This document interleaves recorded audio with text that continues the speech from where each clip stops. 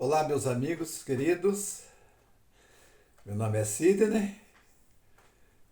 Vamos gravar mais um pequeno vídeo, uma preleção em torno do Evangelho segundo o enfoque espírita. Por que enfoque espírita? O enfoque espírita é mais aprofundado, atinge a essência dos ensinamentos de Jesus, com a coordenação de Kardec e colaboração dos Espíritos da Verdade. E que Jesus nos dê nessa hora uma lucidez para que possamos passar para toda aquela credibilidade em nossas explicações, porque a medicina de Jesus não se encontra nas feiras livres, hipermercados, nos balcões das farmácias, mas como exemplo nós encontramos nos bons corações trabalhadores do bem, cuja arma sempre será o amor ao próximo. E por isso que fazemos dos ensinamentos do Mestre o cerne, o centro das nossas atenções como seres imortais. Na realidade, nós precisamos estar sempre questionando, sempre. Quem somos?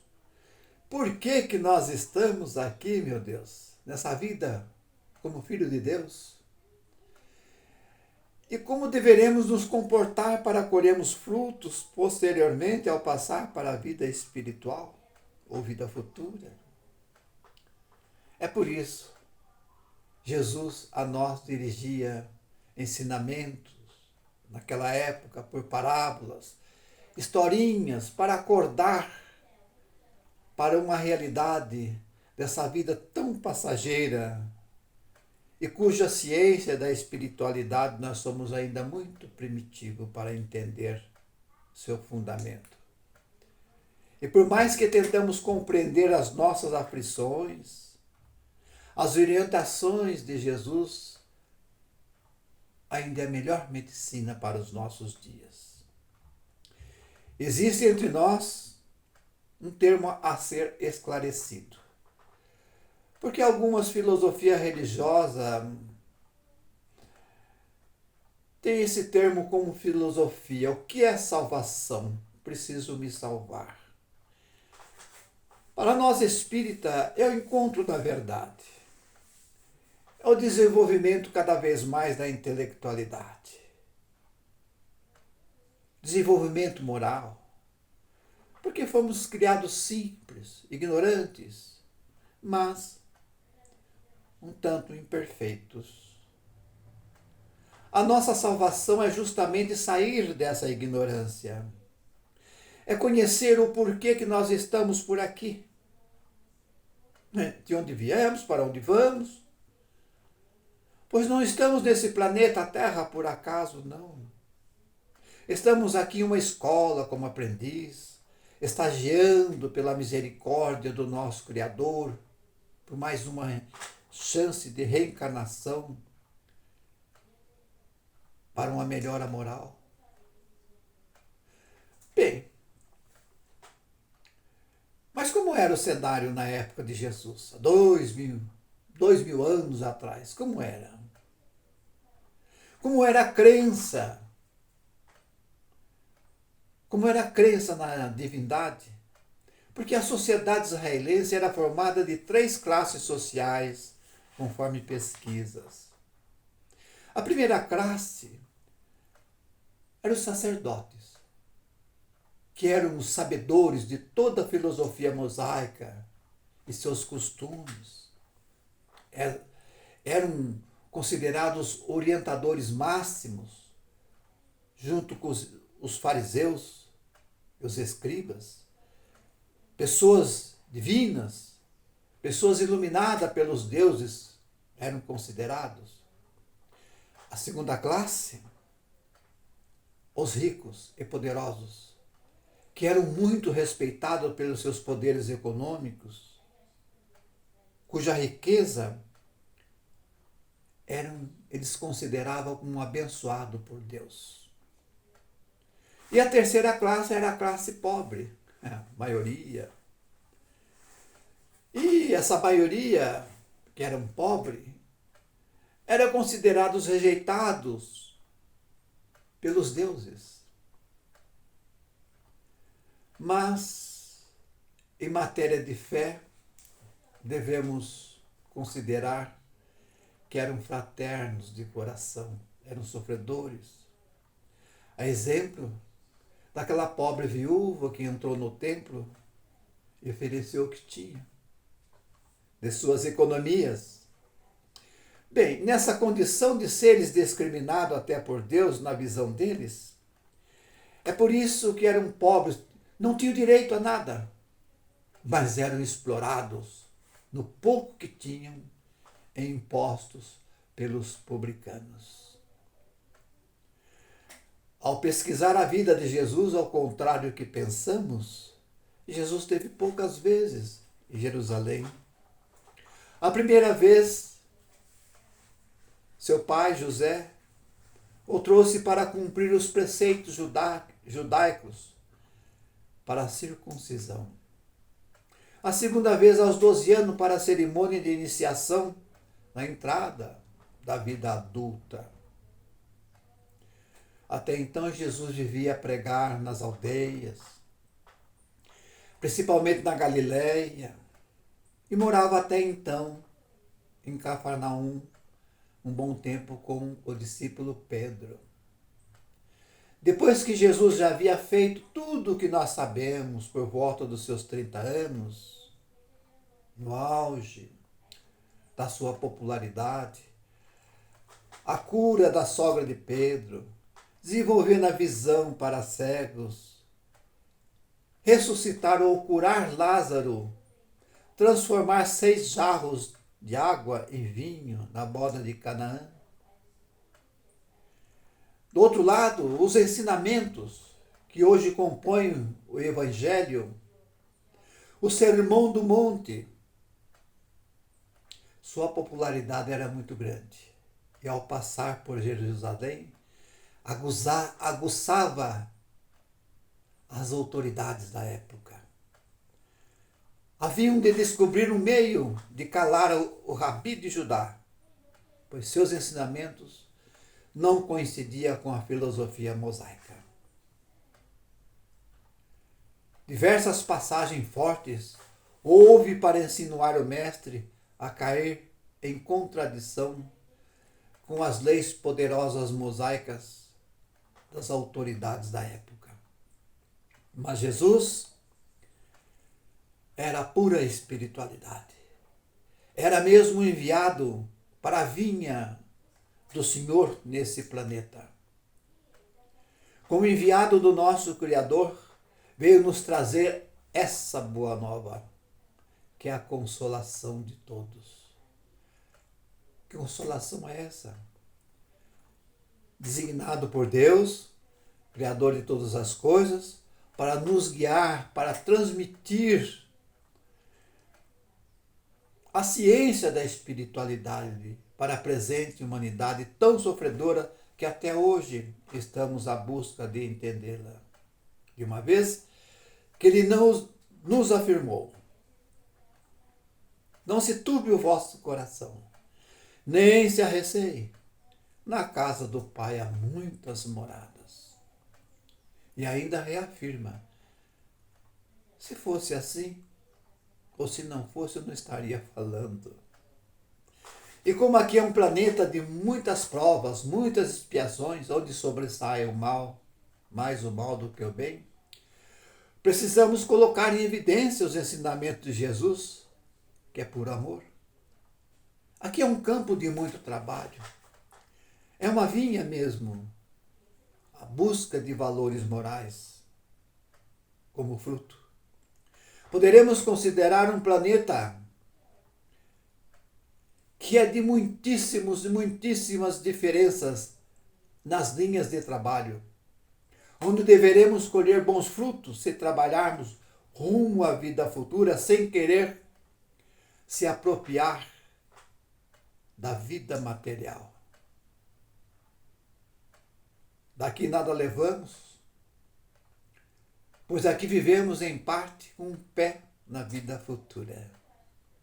E nesse interim, os mais esclarecidos têm a responsabilidade de levar os ensinamentos do Mestre para diminuir o sofrimento dos irmãos necessitados. Aqui é a vinha mesmo, por ser imensa. Os verdadeiros trabalhadores são poucos na consolação espiritual dos que sofrem. Para quem tem ouvido para ouvir, ouvem, entende, mas a maioria tem ouvidos para ouvir, mas não entende. E naquela época, quem entendia, o pouco que entendia, eram seus discípulos. De uma vez que aquela humanidade estava focada nas leis mosaicas,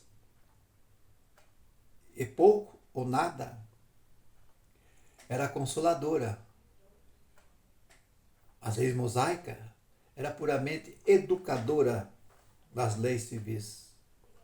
Como Jesus era muito fiscalizado e vigiado no que pregava, vamos comentar uma história ou parábola. Festim de Núpcias, capítulo 20, de 1 a 16. É uma analogia do que como nós devemos nos comportar aqui no plano Terra. Ele diz o seguinte em relação ao nosso Pai Criador e em relação a Ele. O nosso Criador é semelhante a um pai de família que saiu a romper da manhã a fim de contratar trabalhadores para a sua vinha. Ao encontrar, ajustou aqueles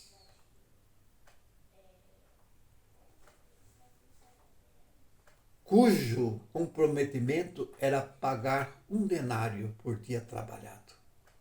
E saindo, na 3ª hora, encontrou mais pessoas desocupadas e questionou-lhes: ide para a minha vinha, quer dizer, ide para o meu trabalho, eu pagarei o que for justo. E todos foram. Mas sentindo falta de mão de obra, saiu outra vez na 6ª hora e na 9ª hora. E do outro lado também na 10ª hora, a busca de mais desocupado. E questionou-lhes: por que estáis todo dia sem fazer nada? Eles responderam: é porque ninguém nos contratou, mestre.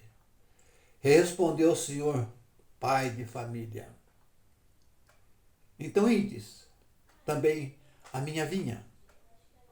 E ao cair da tarde, o senhor da vinha disse ao seu administrador: chama os operários e paga-lhes, começando dos últimos até os primeiros.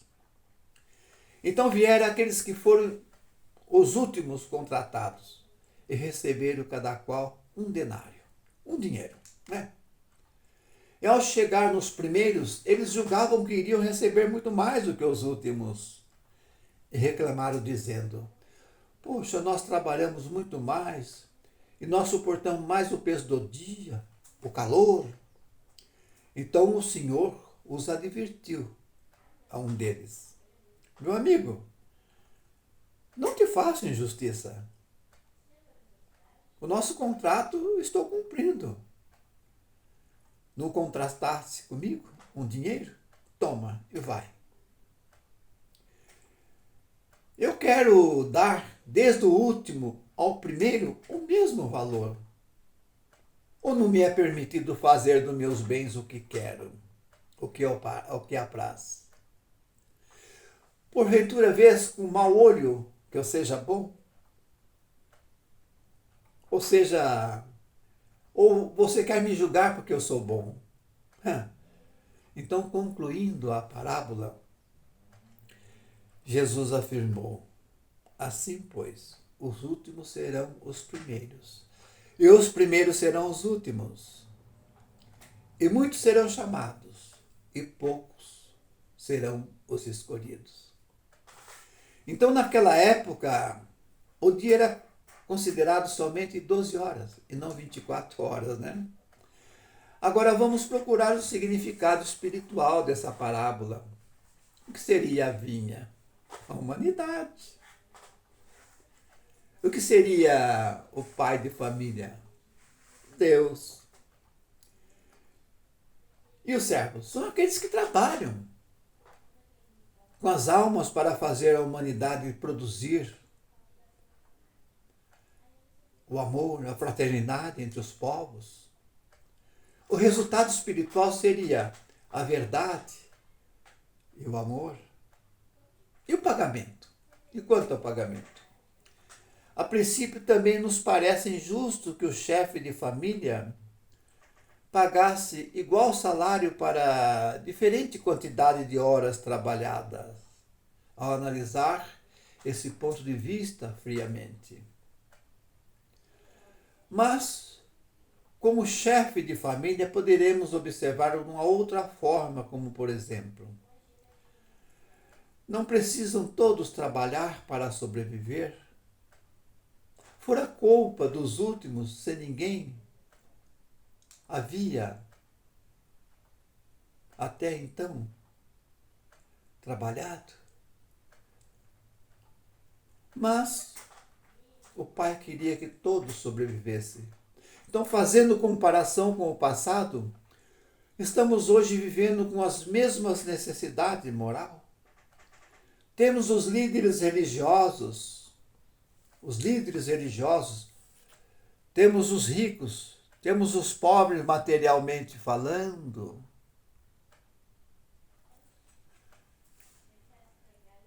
E temos a mesma vinha a ser trabalhada no campo moral. Para Deus somos todos iguais. Mas entre nós, seres ainda imperfeitos, precisamos repensar o porquê da nossa existência. Na verdade, somos eternos trabalhadores à busca de ter uma moral mais iluminada, moral ilibada. E todos aqui têm uma missão a cumprir. Quando Jesus nos ensina que os últimos serão os primeiros, representa tal filosofia que teremos que nos desprender dos nossos vícios, da soberba, do orgulho, da intolerância, da maldade, da falta de paciência, dos interesses escusos, que prejudica a seara do Mestre, que prejudica o nosso progresso espiritual. São critérios que, ao estar na vinha do Senhor, que é a humanidade, devemos trabalhar em benefício da igualdade, da fé em nosso Criador, confiança, para o bem-estar de todos. A parábola ressalta que Deus é um bom patrão, retribui com justiça, generosidade, todo o trabalho que fizermos com amor, em qualquer tempo que formos criados. Procuremos ser bons trabalhadores para merecer o que estamos recebendo, e o que estamos recebendo é justo. Cada qual com suas posses, cada qual com a sua missão de desempenhar, cada qual reconhecendo com resignação aquilo que Deus lhe proporcionou a ter. Cada um dando o seu melhor nas artes, outros prestando a sua inteligência através das pesquisas a favor de dias melhores, outro conduzindo seus rebanhos em nome de Deus na luz de Jesus. Entender quando anunciava a boa nova, seus ensinamentos eram específicos para o progresso espiritual da humanidade. O amor a Deus e ao próximo. Na época, a classe pobre era a classe muito sofrida, oprimida pelos mais fortes. Não tinha benefício nenhum das autoridades a não ser pagar, pagar, pagar.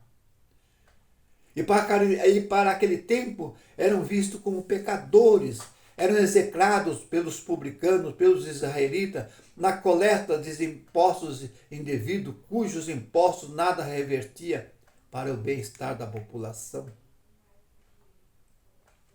E Jesus, que a todos acolhiam fraternalmente, aceitava até os convites para refeições na casa dos publicanos, escribas e fariseus. Se escandalizavam com isso. Talvez porque viam em Jesus uma diferença entre os demais. Mas não tinham o poder da compreensão que a missão de Jesus, que era o reerguimento espiritual da humanidade, cuja arma maior era o amor, era a arma da pacificação do amor ao próximo, o perdão, independente de religião, porque a religião de Deus é o amor. Salvemos aqueles que se preocupam com a classe carente. Salvemos. Os bons espíritas, os bons católicos, os bons evangélicos, que no momento poderão se comportar como trabalhadores de última hora, operários de última hora, não importando com pagas, nem com raças, nem com seres filhos, nem com seres diferentes a eles, repartindo pão, roupas, calçados, refeições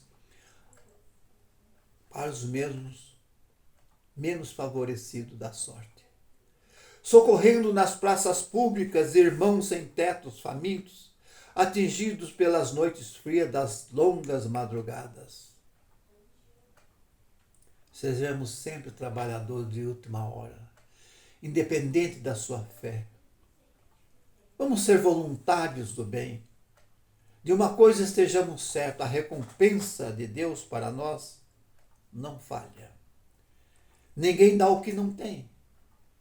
E se temos, é fruto que vem do alto. Sejamos sempre trabalhadores da última hora mesmo, para notar que podemos nos doar ou dar o nosso ombro amigo através das nossas preces também. O acolhimento ao ouvir quem está necessitando das nossas atenções.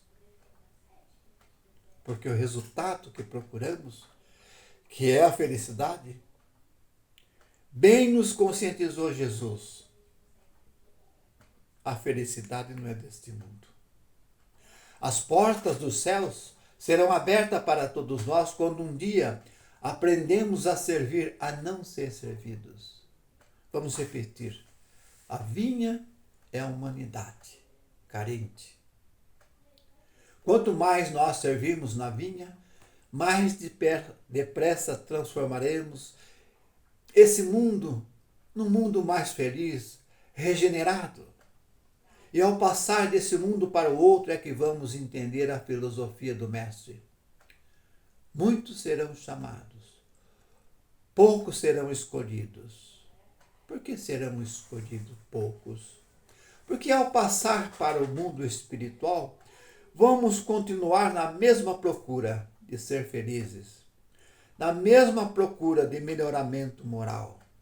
E quando nós passarmos para lá, se nós tivermos uma moral elevada, nós vamos encontrar a luz que nós procuramos por aqui, que é a felicidade, a saúde espiritual, a saúde material, que todos nós almejamos nesse mundo de meu Deus. E assim, termino essa pequena preleção dizendo assim: poucos são chamados, não, muitos são chamados, digo, poucos são os escolhidos.